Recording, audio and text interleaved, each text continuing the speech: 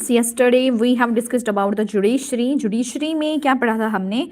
Role of the judiciary in our democratic structure बहुत important है. In spite of the tensions that arose from time to time between the judiciary and the executive and the legislature, the prestige of the judiciary has increased considerably. At the same time, there are many more expectations from the judiciary. Ordinary citizens also wonder how it is possible for many people to get easy acquittals and how witnesses change their testimonies to suit the wealthy and the mighty. These are some issues about which our judiciary is concerned too. You have seen in this chapter that judiciary in India is a very powerful institution, and this power has generated much awe and many hopes from it. Judiciary in India is also known for its independence through various decisions. The judiciary has given new interpretations to the constitution and protected the rights of citizens. As we saw in this chapter, democracy hinges on the delicate balance of power between the judiciary and the parliament, and both institutions have to function within the limitations set by the constitution. उसके बाद जो next है वो क्या है यहाँ पे? Legal services day 2018. Legal services authorities committed to protecting your legal rights. Legal services authorities aim to provide free legal aid and advice, spread legal awareness, organize lok adalats, promote settlements of disputes through the ADR mechanisms, provide compensation to victims of crime. उसके बाद next following persons are eligible for the legal services: women and children, members of scheduled castes or scheduled tribes, industrial workmen, persons with disability, victims of natural disasters, ethnic या फिर caste violence, industrial disaster, persons in custody, persons with an annual income of less than race मतलब 100,000 or has notified by the central या फिर state governments, victims of human trafficking और बेगार. उसके बाद जो next है वो क्या है? Free legal service are provided in the matters before civil या criminal and revenue courts, tribunals और any other authorities exercising judicial और quasi judicial functions. Following are the legal services institutions for providing free legal services. At national level, national legal services authority. At state level, state legal services authorities. At district level, district level services authority. At taluk level या फिर sub division, taluk या फिर sub divisional legal service committee. At high court level, high court legal services committee. At supreme court या legal services committee. उसके बाद जो next वो क्या है यहाँ पे? मतलब for availing free legal services you may contact the nearest legal services institution. National legal services authority NALSA, इसको बोलते हैं नालसा. क्या बोलते हैं इसको? नालसा. ठीक है, तो शाहजहाँ रोड जो न्यू दिल्ली है, जामनगर हाउस, उधर ही है ये. उसके बाद जो नेक्स्ट है वो क्या है? Next chapter. Today we are going to start our next chapter. NCERT book जो है ना वो स्किप करने की चीज़ नहीं होती है, इसमें हमें बहुत सारी चीज़ें जो है वो ढूंढ ढूंढ के पढ़ लेनी चाहिए. नाउ यहाँ पे देखो, इंडिया इन 1947. इंडिया जो है 1947 में कैसा था, ये सारी चीज़ें दिखाई गई है इसमें, है ना.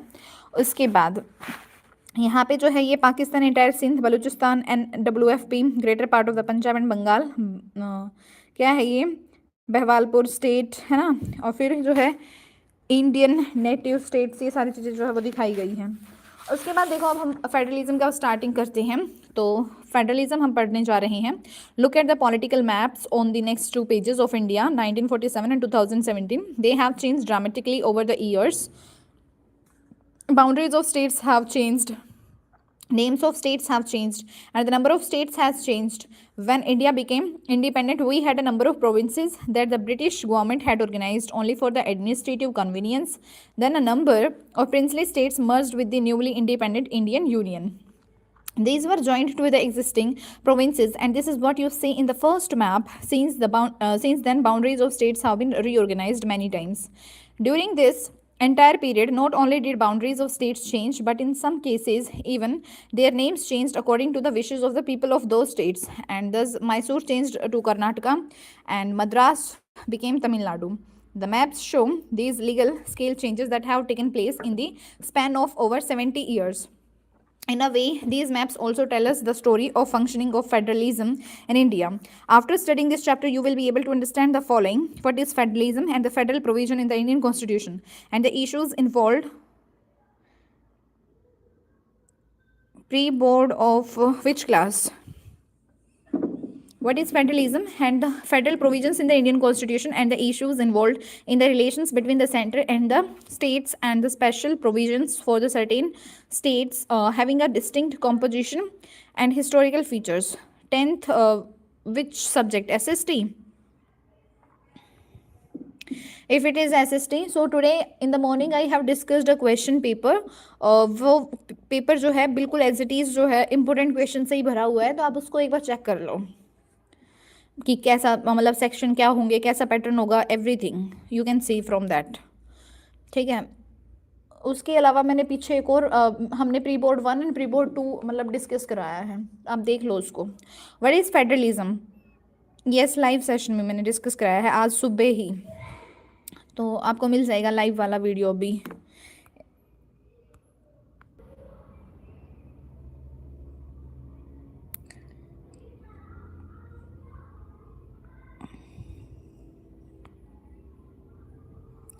नहीं, मैं सिविक्स नहीं पढ़ा रही हूँ। आई डोंट नो कि मैं कहाँ से टाइप कर सकती हूँ। If I can type from here.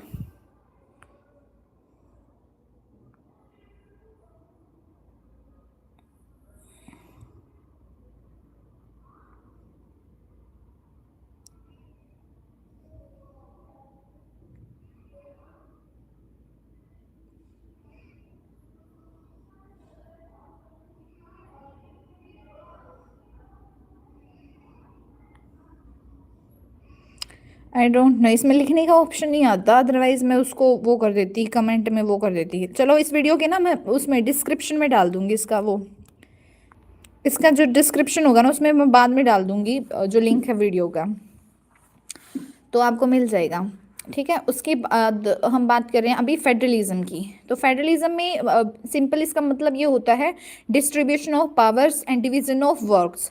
और अभी हम बात कर रहे थे map show these large scale changes that have taken place in the span of over 70 years. In a way these maps also tell us the story of functioning of federalism in India. After studying this chapter, you will be able to understand the following. What is federalism? कि federalism जो है वो क्या होता है, और the federal provisions in the Indian constitution कि जो फेडरल प्रोविजंस हैं इंडियन कॉन्स्टिट्यूशन में वो क्या हैं, the issues involve in the relations between the centre and the states and the special provisions for the certain states having a distinct composition and historical features, वो सारी की सारी चीज़ें जो है फेडरलिज्म में दी गई हैं। उसके बाद जो नेक्स्ट है वो क्या है, यहाँ पे इंडियन पॉलिटिकल मैप जो है वो दिखाया गया है। ठीक है, सारी की सारी चीज़ें, इंटरनेशनल बाउंड्री इस ऐसे दिखाई गई हैं, स्टेट बाउंड्री ऐसे दिखाई गई है, HP हिमाचल प्रदेश, T से त्रिपुरा, और ये कैपिटल सिटी और ये नेशनल कैपिटल सिटी, सारी चीज़ें दिखा रखी हैं। Now let's discuss about the federalism. So federalism in West Indies, you may have heard about the cricket team of West Indies, but is there a country called West Indies? Like India, West Indies was also colonized by the British in 19. The Federation of West Indies came into being. It had a weak central government and the economy of each unit was independent. These features and political competition among the units led to the formal dissolution of the Federation in 1962. Later, in 1973, by Treaty of Chigurama's, the independent island established joint authorities in the form of a common legislature, Supreme Court, a common currency, and to a degree, a common market known as the Caribbean Community. The Caribbean Community has even a common executive, and heads of governments of member countries are members of this executive. Thus, units could neither live together as one country nor can they live separately. Okay bye. इसमें जो next है वो क्या है, what is federalism? USSR was one of the world's superpowers, but after 1989, it simply broke up into the several independent countries. One of the major reasons for its breakup was the excessive centralization and concentration of powers, and the domination of Russia over the other regions with independent languages and cultures of their own. Example, Uzbekistan, some other countries like Czechoslovakia, Yugoslavia, and Pakistan also had to face a division of the country. Canada came very close to a break up between the English-speaking and the French-speaking regions of that country. Isn't it a great achievement that India, which emerged as an independent nation-state in 1947 after a painful partition, has remained united over 7 decades of its independent existence? What accounts for this achievement, and can we attribute it to the federal structure of the governance that we in India adopted through our constitution? All the countries mentioned above were federations, yet they could not remain united. Therefore, apart from adopting a federal constitution, the nature of that federal system and the practice of federalism must alone be important factors. उसके बाद, India, a land of continental proportions and immense and immense diversities. There are more than 20 major languages and several hundred minor ones. It is the home of several major religions. There are several million indigenous peoples living in the different parts of the country. In spite of all these diversities, we share a common landmass, and we have also participated in a common history, especially when we fought for the independence. We also share many other important features. This has led our national leaders to visualize India as a country where there is unity in diversity. Sometimes it is described as unity with diversity. Federalism does not consist of a set of fixed principles which are applied to different historical situations. Rather, federalism as a principle of government has evolved differently in different situations. American federalism, one of the first major attempts to build a federal polity, is different from the German or Indian federalism. But there are also a few key ideas and concepts associated with the federalism. Essentially, federalism is an institutional mechanism to accommodate two sets of politics, one at the regional level and the other at the national level. Each government is autonomous in its own sphere. In some federal countries, there is even a system of dual citizenship. India has only a single citizenship. The people likewise have two sets of identities and loyalties. They belong to the region as well as the nation. For example, we are Gujaratis or Jharkhandis as well as Indians. Each level of the polity has distinct powers and the responsibilities and has a separate system of government. And the details of this dual system of government are generally spelled out in a written constitution, which is considered to be supreme and which is also the source of the power of both the sets of the government. Certain subjects which concern the nation as a whole, for example, defense or currency, are the responsibility of the union or the central government, and regional or local matters are the responsibility of the regional or the state government. To prevent the conflicts between the center and the state, there is an independent judiciary to settle disputes. The judiciary has the power to resolve the disputes between the central government and the state or the legal matters about the division of powers. उसके बाद real politics, culture, ideology and history determine the actual working of a federation. A culture of trust, cooperation, mutual respect and restraint helps federations to function smoothly. Political parties also determine the way a constitution would work. If any single unit or state or linguistic group or ideology comes to dominate the entire federation, it could generate a deep resentment among people or its units not sharing the dominant voice. These situations could lead to demands for secession by the aggrieved units or could even result in the civil wars. Many countries are embroiled in such conflict situations. यहाँ पे क्या है? Yes, I remember what we read in the first chapter. A constitution decides who should have much power. For long governors have been in rows. We too want an independent person. उसके बाद जो next है यहाँ पे क्या है, ये governors being use to destabilise state government says Mulayam Singh. इधर क्या है, ये federalism in Nigeria. If the regions and various communities do not trust each other, even a federal arrangement can fail to produce unity. The example of Nigeria is instructive. Till 1914 northern and southern Nigeria were two separate British colonies. At the Ibadan Constitutional Conference of 1950, Nigerian leaders decided to form a federal constitution. The three major ethnic groups of Nigeria, that is Yoruba, Igbo, and Hausa Fulani, controlled the regions of the west, the east, and the north, respectively. Their attempt to spread their influence to the other regions led to the fears and conflicts. These led to a military regime. In the 1960 constitution, both federal and regional governments jointly controlled the Nigerian police. In the military supervised constitution of 1979, no state was allowed to have any civil police. Though democracy was restored in Nigeria in 1999, religious differences along with the conflicts over who will control the revenues from the oil resources continue to present problems before the Nigerian Federation. Local ethnic communities resist centralized control of the oil resources. Thus, Nigeria is an example of overlap of religious, ethnic, and economic differences among the units. इधर जो है, check your progress. Who decides the powers of the central government in a federation? How are the conflicts between the central government and the state government resolved in the federation? उसके बाद next जो है ये क्या है, after all the purpose of living together must be that all of us are happy and must make each other to be happy.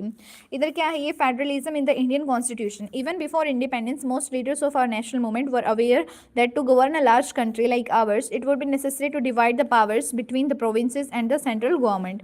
There was also awareness that Indian society had regional diversity and linguistic diversity. This diversity needed recognition. People of different regions and languages had to share had to share the power, and in each region people of that region should govern themselves. This was only logical if we wanted a democratic government. The only question was what should be the extent of powers to be enjoyed by the regional governments. In view of the agitation of the Muslim League for the greater representation to the Muslims, a compromise formula to give very large powers to the regions was discussed during the negotiations before the partition. Once the decision to partition India was taken, the Constituent Assembly decided to frame a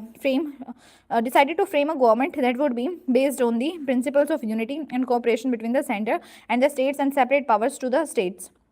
The most important feature of the federal system adopted by the Indian Constitution is the principle that relations between the states and the centers would be based on the cooperation. Thus, while recognizing diversity, the Constitution emphasized unity. Do you know, for example, that the Constitution of India does not even mention the word do you know, for example, that the Constitution of India does not even mention the word federation, and this is how the Constitution describes India. Now here, article number 1, India, that is Bharat, shall be a union of states. The states and the territories thereof shall be as specified in the first schedule. उसके बाद जो next है वो क्या है यहाँ पे? I feel that the states would have very little money of their own. How can they manage their affairs? It is like some families where the money is with the husband and the wife has to manage the household. Now, division of powers. There are two sets of governments created by the Indian Constitution. One for the entire nation called as the Union government, that is central government, and one for each unit or state called the state government.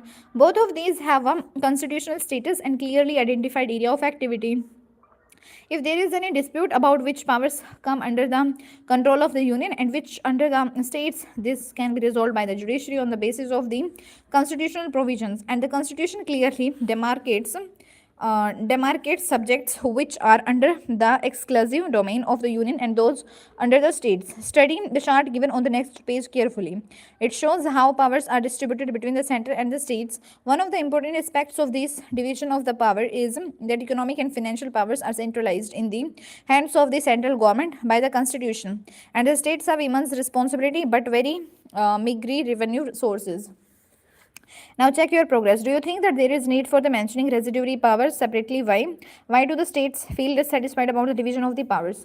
Now here, Constitution of India. Union list में क्या है? Union list includes subjects like defense, atomic energy, foreign affairs, war and peace, banking, railways, post and telegraph, airways, ports, foreign trade, currency and coinage. Union legislature alone can make the laws on these matters. उसके बाद next जो है वो क्या है? State list includes subjects like agriculture, police, prison, local government, public health, land, liquor, trade and commerce, livestock and animal husbandry, and the state public services. Normally only the state legislature can make the laws on these matters. उसके बाद जो next है वो क्या है? Concurrent list includes subjects like education, transfer of property other than the agricultural land, forests, trade unions, adulteration, adoption and succession. Both union and state and legislatures alone can make laws on these matters. उसके बाद next है residuary powers include all the other matters not mentioned in any of the lists, like cyber laws हो गए. Union legislature alone has the power to legislate on such matters.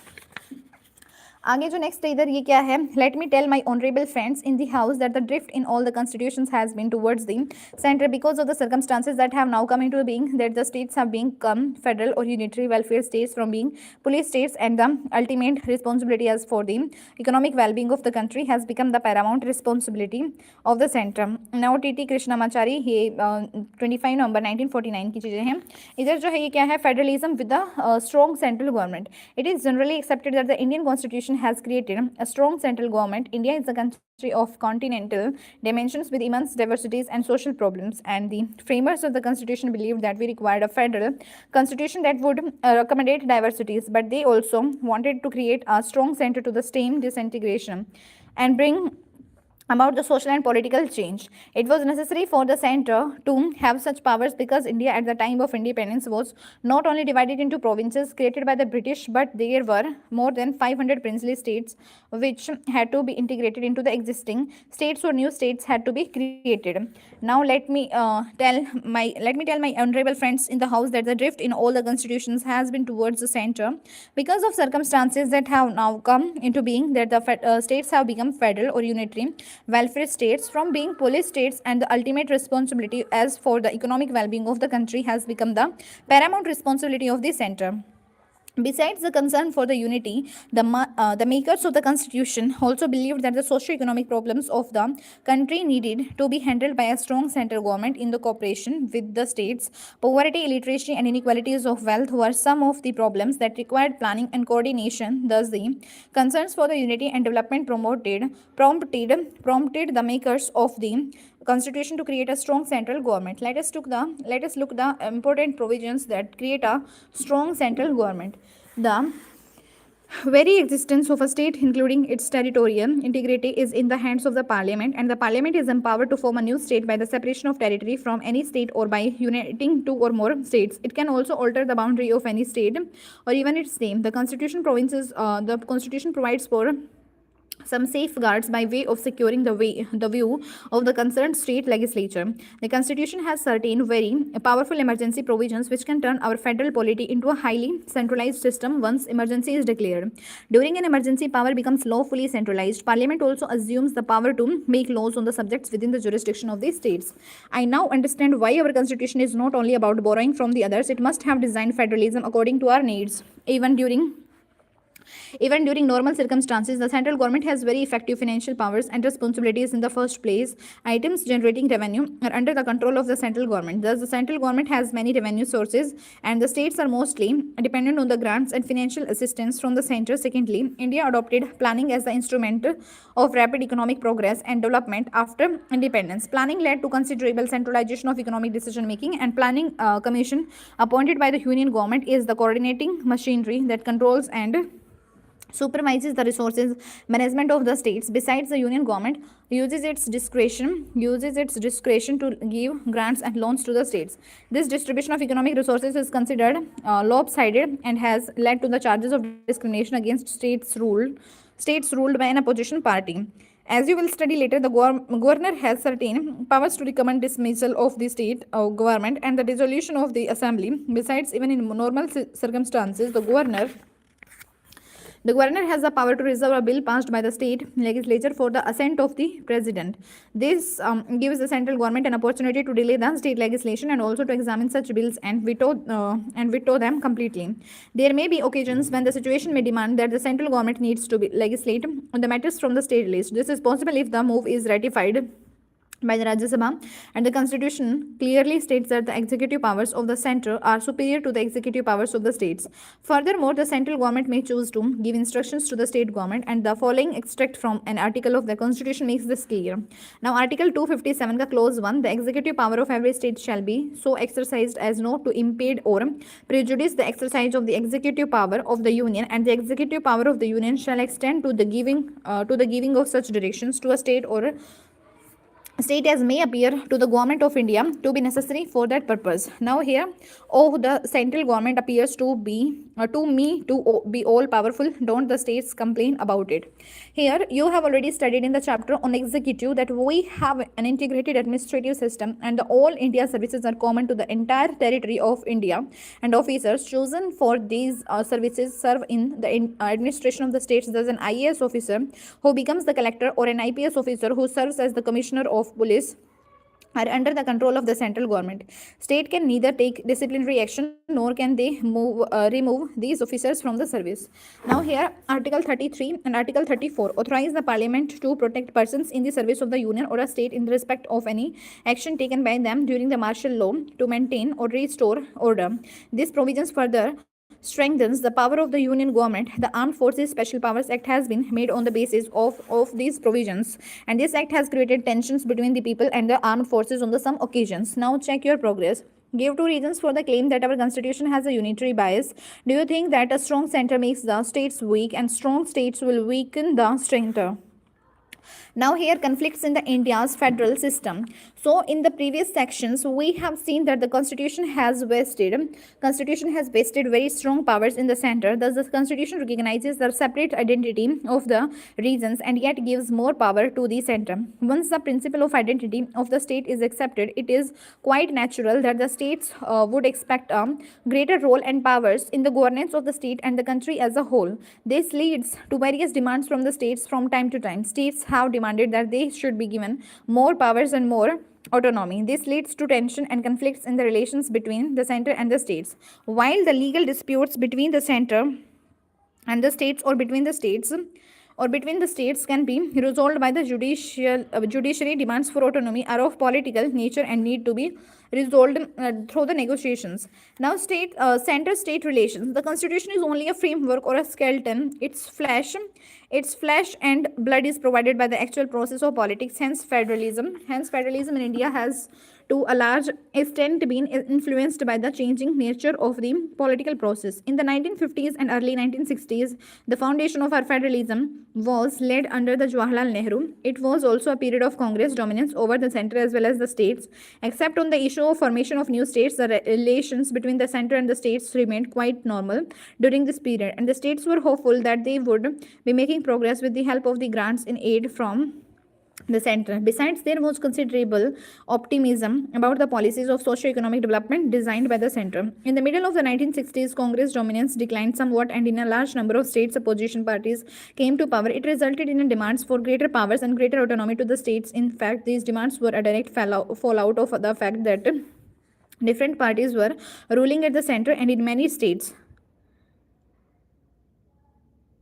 ये class है political science की, Indian constitution at work, and हम पढ़ रहे हैं यहाँ पे federalism. So the state governments were protesting against what they saw as an unnecessary interference in the governments by the Congress government at the center. And the Congress too was not very comfortable with the idea of dealing with the governments led by the opposition parties. This peculiar political context gave birth to a discussion about the concept of autonomy under a federal system. Finally, since the 1990s, Congress dominance has largely ended and we have entered an era of coalition politics, especially at the center. In the states too, different parties, both national and regional, have come to power. This has resulted in a greater, say for the states, a respect for the diversity and the beginning of a more mature federalism. Thus, it is in the second phase that the issue of autonomy became very potent politically. Demands for autonomy. Many states and even many political parties have from time to time demanded that states should have more autonomy vis-a-vis. Okay आप 11th में हो तो बेटा ये 11th की ही है, vis-a-vis the central government. ठीक है. However, now this is quite interesting. So laws and constitutions alone do not decide everything. After all, actual politics decide the nature of the our government. Now here, however, autonomy refers to the different things for the different states and parties. Sometimes these demands expect that the division of power should be changed in favor of the states and more powers and important powers be assigned to the states. Many states like Tamil Nadu, Punjab, West Bengal and many parties DMK, Akali Dal, CPIM have made demands of autonomy from time to time. Another demand is that the states should have independent sources of revenue and greater control over the resources. This is also known as financial autonomy. In 1977, the left front government in the West Bengal brought out a document demanding a restructuring of the center-state relations in India. In the autonomy demands of Tamil Nadu and Punjab also, there was an implicit support to the idea of greater financial powers. And the third aspect of the autonomy demands relates to the administrative powers of the states, and states resent the control of the center over the administrative machinery. यहाँ पे क्या चीज़ है? Yes, I know that the Hindi is India's official language, but many of my friends from different parts of the country don't know Hindi. Here, fourthly, autonomy demands may also be related to the culture and linguistic issues. Fourthly, autonomy demands may also be related to the cultural and linguistic issues and the opposition to the domination of Hindi in Tamil Nadu, or demand for advancing the Punjabi language and culture are instances of this. Some states also feel that there is a domination of the Hindi speaking areas over the others. In fact, during the decade of the 1960s, there were agitations in some states against the imposition of the Hindi language. यहाँ पे क्या चीज़ दिखाया गया है? Cartoon है. इसमें है during discussion on the national language in the constituent assembly, Nehru had to appeal to the Hindi speaking provinces to show the greater tolerance towards the others. Final paper की प्रिपरेशन भी हो जाएगी, वो भी बता दिया जाएगा. अभी तो मार्च में होंगे ना फाइनल एग्जाम्स. देखो इसके बाद जो नेक्स्ट है वो क्या है? नेक्स्ट जो है ये है यहाँ पे, when Nehru was appointing governor some were reluctant reluctant to the quite ministerial chairs, don't spare me Shankar, ये बोल रहा है यहाँ पे ऐसे। इधर देखो फिर नेक्स्ट क्या है, role of the governors and president's rule. The role of governors has always been a controversial issue between the state and the central government, and the governor is not an elected office holder. Many governors have been retired military officers or civil servants or politicians. Besides, the governor is appointed by the central government, and therefore actions of the governor are often viewed as interference by the central government in the functioning of the state government. बेटा Punjabi medium है तो मैं तो चीज़ें बस हिंदी और English में ही बता सकती हूँ, गुरुमुखी मुझे नहीं आती है। When two different parties are in the power of the center and the state, the role of the governor becomes even more controversial. The Sarkaria Commission that was appointed by the central government in 1983 submitted its report in 1988 to examine the issues relating to the center-state relations, recommended that appointments of governors should be strictly non-partisan. And powers and role of the governor become controversial for one more reason. One of the most controversial articles in the constitution is article 356, which provides for the president's rule in any states, and this provision is to be applied when a situation has arisen in which the government of the state cannot be carried or in accordance with the provisions of this constitution. It results in the takeover of the state government by the union government. The president's proclamation has to be ratified by the parliament. President's rule can be extended till 3 years, and the governor has the power to recommend the dismissal of the state government and suspension or dissolution of the state assembly. And this has led to the many conflicts. In some cases, state governments were dismissed even when they had a majority in the legislature, as had happened in the Kerala in 1959, or without testing their majority, as happened in the several other states after 1967. Some cases went to the Supreme Court, and the court has ruled that constitutional validity of the decision to impose the president's rule can be examined by the judiciary. उसके बाद जो next है वो क्या है, so the next is here, ये है it is a malicious lie to say we topple non-Congress governments. We topple our own too, like UP, Sikkim, maybe later Bihar, MP, etc. After 350, देखो Article 356 was very sparingly used till 1967. After 1967, many states had non-Congress governments, and the Congress was in the power at the center. And the center has often used this provision to dismiss the state governments, or has used the office of the governor to prevent the majority party or coalition from assuming office. For instance, the central government removed elected governments in Andhra Pradesh and Jammu and Kashmir in the decade of 1980s. Demands for the new states. The other dimension of the tension in our federal system has been the demand to create new states. And the national movement not only created a pan-Indian national unity, it also generated distinct unity around a common language, region and culture. Our national movement was also a movement for democracy. Therefore, in the course of the national movement itself, it was decided that as far as possible, states would be created on the basis of common cultural and linguistic identity. And this ultimately led to the demand for the creation of linguistic states after independence. In December 1953, the State Reorganization Commission was set up, and it recommended the creation of linguistic states, at least for the major linguistic groups. In 1956, reorganization of some states took place, and this showed the beginning of the creation of linguistic states, and the process is still continuing. Gujarat and Maharashtra were created in 1960. Punjab and Haryana were separated from each other in 1966, and later the northeastern region was reorganized, and new states like Manipur, Tripura, Meghalaya, Mizoram and Arunachal Pradesh were created. ठीक है, इधर जो चीज़ है वो क्या दिया गया है, यहाँ पे एक पिक्चर दिखाई गई है जिसमें है flood of demands for creating the new states 26 जुलाई 1953 को. उसके बाद एक्टिविटी में क्या दिया है कि make a list of the states of India and find out the year in which each of the states was created. यहाँ पे क्या है, so federalism is all about conflicts. First we talked about the center state conflicts, and now conflicts among the states can't we live together peacefully. इधर क्या है ये, in 2000 some of the larger states were further divided, both to meet the demands for a separate state as well as to meet the needs for the greater administrative efficiency.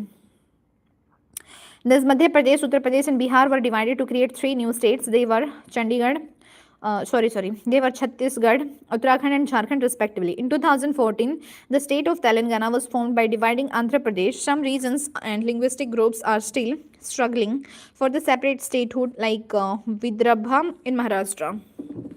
उसके बाद next है inter state conflicts while the states keep fighting with the centre over autonomy and other issues like the share in revenue resources there have been many instances of disputes between the two states और among more than two states. It is true that the judiciary acts as the arbitration mechanisms on the disputes of a legal nature, but these disputes are in the reality not just legal. They have political implications and therefore they can best be resolved only through the negotiation and mutual understanding. उसके बाद जो next है वो क्या है, यहाँ पे next जो है वो ये है, broadly two types of disputes keep recurring. One is the border dispute. States have certain claims over territories belonging to the neighbouring states. Though language is the basis of defining boundaries of the states. Often border areas would have population speaking more than one language. So it is not easy to resolve this dispute merely on the basis of linguistic majority. One of the long-standing border disputes in the dispute between Maharashtra and Karnataka over the city of Belagaum, Manipur and Nagaland too have a long-standing border dispute, and the carving out of Haryana from the erstwhile state of Punjab has led to dispute between the two states, not only over border areas but over the capital city of Chandigarh, and this city today houses the capital of both these states. In 1985, the then Prime Minister Rajiv Gandhi reached an understanding with the leadership of Punjab. According to this understanding, Chandigarh was to be handed over to the Punjab, but this has not happened yet. While border disputes are more about sentiment, and the disputes over the sharing of the river's water are even more serious because they are relating to the problems of drinking water and agriculture in the concerned states. You might have heard about the Kaveri water dispute, and this is a major issue between the Tamil Nadu and Karnataka. Farmers in both the states are dependent on the Kaveri waters, though there is a river water tribunal to settle water disputes, and this dispute has reached the Supreme Court. In another similar dispute, Gujarat, Madhya Pradesh and Maharashtra are battling over sharing the waters of Narmada river. Rivers are a major resource, and therefore disputes over the river waters test the patience and cooperative spirit of the states. Collect information about at least one dispute about the river waters involving two or more states. यहाँ पे क्या है, yes, conflict over governors, over language, और over borders and over water, and yet we managed to live together. उसके बाद जो next है यहाँ पे क्या है वो, check your progress. Why do states want more autonomy? What is the difference between autonomy and taxation? उसके बाद जो नेक्स्ट है क्या है, I now understand what they mean by intelligent and balance design in the first chapter.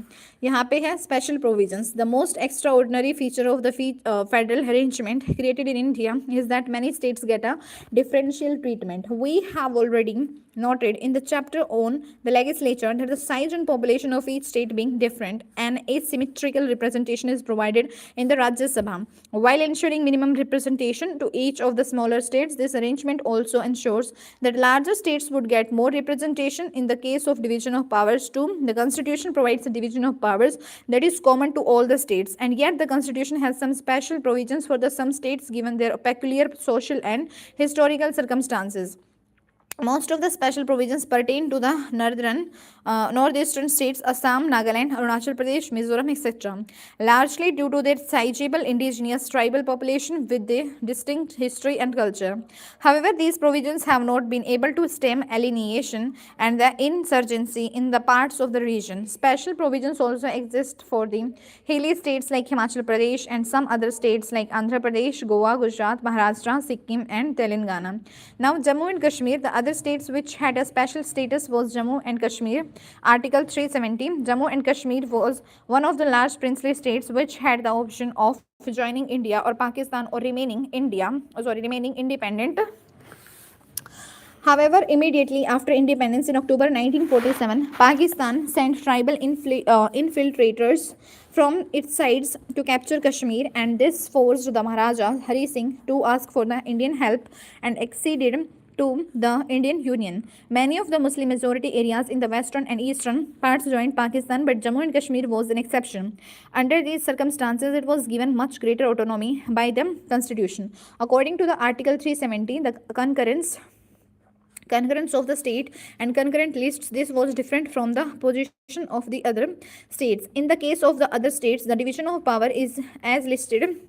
Kashmir, the central government had only limited powers, and other powers listed in the other union list, and the concurrent list could be used only with the consent of the state government, and this gave greater autonomy to the state of the Jammu and Kashmir.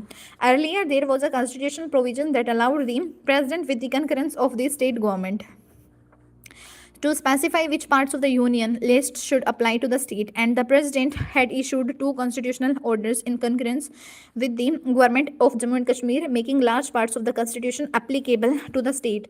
As a result, though Jammu and Kashmir had a separate constitution and a flag, and the parliament's power to make the laws on the subject in the union list was fully accepted. The remaining difference between the other states and the state of Jammu and Kashmir were that no emergency due to internal disturbances could be declared in Jammu and Kashmir without the concurrence of the state, and the union government could not impose a financial emergency in the state, and the directive principles did not apply in the Jammu and Kashmir. Amendments to the Indian Constitution under Article 368 could apply in the concurrence with the government of Jammu and Kashmir. At present, the special status given under Article 370 no longer exists.